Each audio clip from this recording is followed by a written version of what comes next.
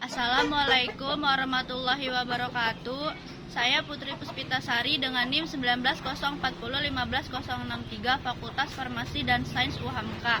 Di sini saya akan memenuhi tugas praktikum farmakognosi bahan sediaan alam. Saya akan membuat simplisia. Tanaman yang saya pilih adalah daun pepaya.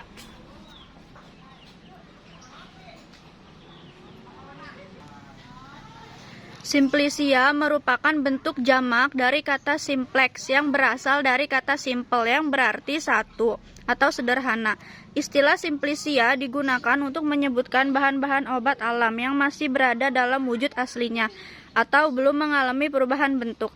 Jadi, dengan kata lain, simplisia adalah bahan alami yang digunakan untuk obat dan belum mengalami perubahan proses apapun, kecuali dinyatakan lain.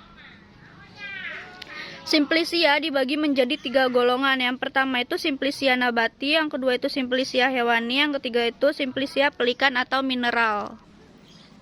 Tanaman yang saya pilih untuk dijadikan simplisia adalah tanaman pepaya, Carica papaya. Sebagai tanaman daerah tropis, tanaman pepaya terkenal kaya akan khasiat untuk kesehatan.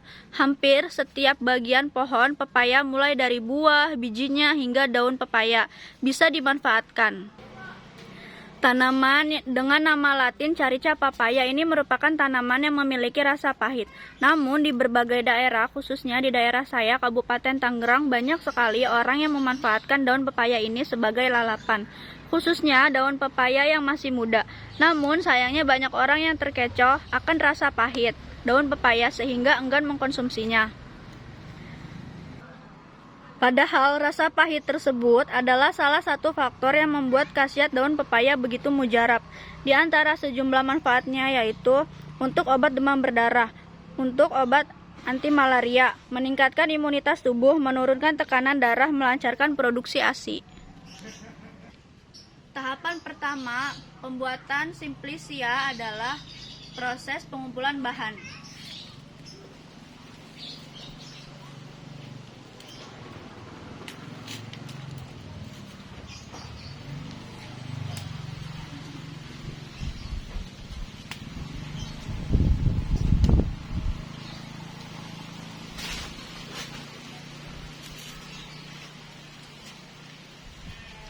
Proses yang kedua yaitu sortasi basah. Tahapan ini perlu dilakukan karena bahan baku simplisia harus benar, artinya berasal dari tanaman yang merupakan bahan baku. Yang dilakukan untuk pemisahan kotoran bahan-bahan asing lainnya dari simplisia. Ternyata tanaman yang saya miliki atau daun pepaya yang saya miliki itu sudah bersih.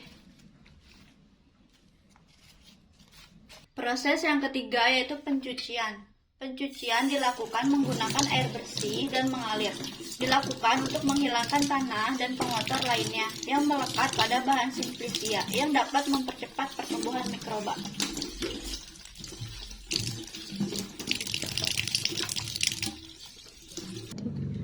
Proses yang keempat adalah proses perajangan. Proses ini dilakukan untuk mempermudah proses pengeringan, pengepakan, dan penggilingan.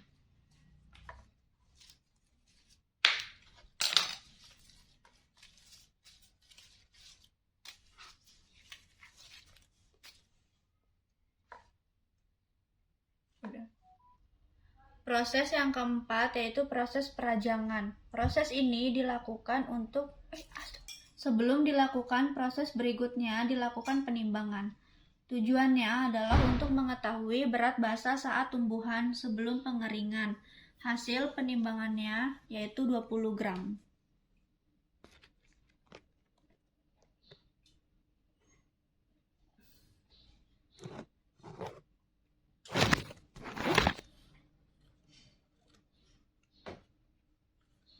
Proses yang kelima yaitu pengeringan.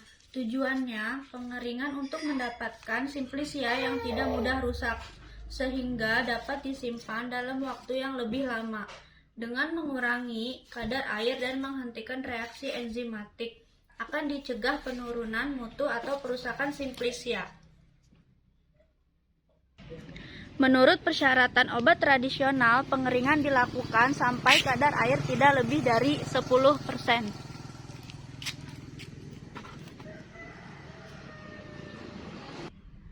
Pengeringan bisa dilakukan dengan ditutup kain hitam untuk menghindari terurainya kandungan kimia dan debu.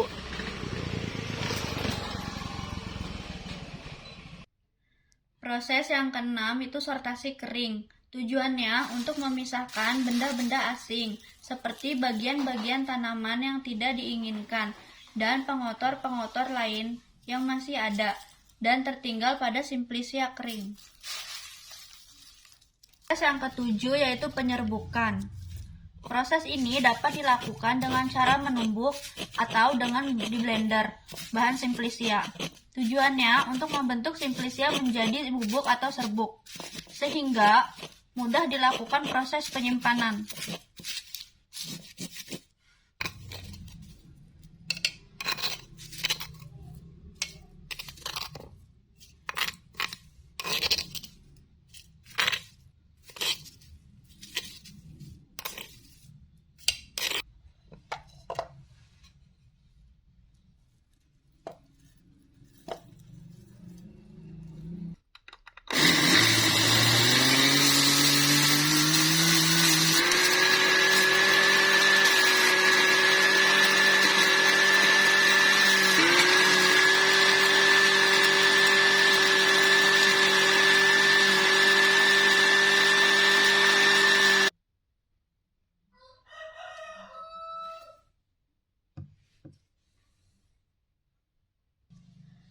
Sebelum dilakukan proses penyimpanan, serbuk simplisia tadi harus dilakukan penimbangan.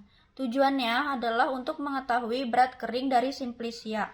Berat bersih dari simplisia yang saya miliki yaitu 11 gram. Proses ke-8 yaitu penyimpanan atau pengepakan. Wadah harus bersifat tidak racun dan tidak bereaksi inert dengan isinya sehingga tidak menyebabkan terjadinya reaksi.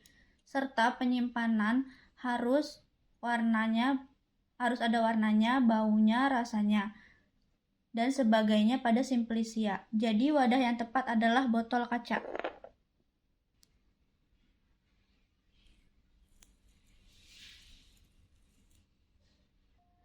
Sekian dari saya, kurang lebihnya mohon maaf. Wassalamualaikum warahmatullahi wabarakatuh. Semoga bermanfaat.